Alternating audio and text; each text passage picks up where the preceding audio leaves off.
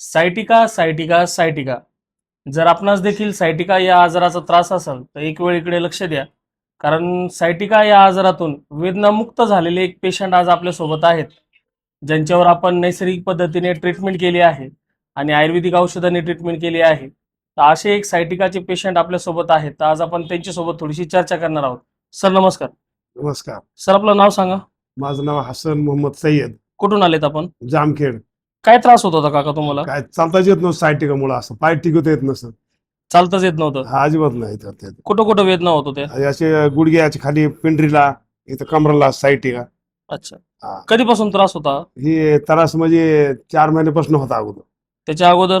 त्याच्या अगोदर 4 महिने होता, पण आता कमी कमी होत आला. अच्छा अच्छा. आपल्याकडे ट्रीटमेंट करण्या अगोदर कुठं दाखवलं होतं का? नाही, दाखलो होते एक जागेवर, पण तिथं काही झालं नाही. आराम नाही मिळाला? नाही मिळाला. जामखेड मी टाकलो होतं आमच्या गावाला.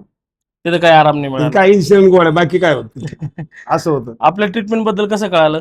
कळालं म्हणजे व्हिडिओ मुळे आम्हाला माहित झालं ना. अच्छा, मोबाईल मध्ये व्हिडिओ मोबाईल बघितला मध्ये होता. व्हिडिओ आले.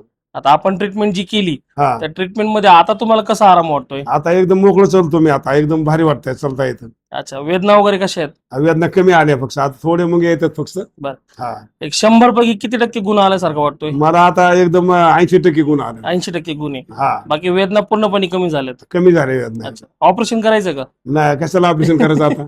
हा. काकांची L4 L5 S1 या 3 मणक्यांपासून सायटिक नर्व जे आहे, दोन्ही पायात जाणारी सायटिक नर्व ही दबलेली होती. तर अशा पेशंटला आपण नैसर्गिक थेरपीद्वारे आयुर्वेदिक औषधांद्वारे ट्रीटमेंट केली. तर आज आपल्याला हा रिझल्ट पाहायला मिळाला आहे.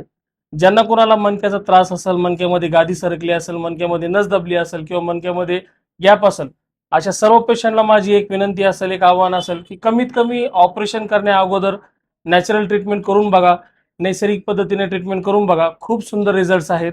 ज्याप्रमाणे काकांना रिझल्ट मिळाला आहे, नक्कीच तुम्हाला रिझल्ट देण्याचा आम्ही नक्कीच प्रयत्न करू.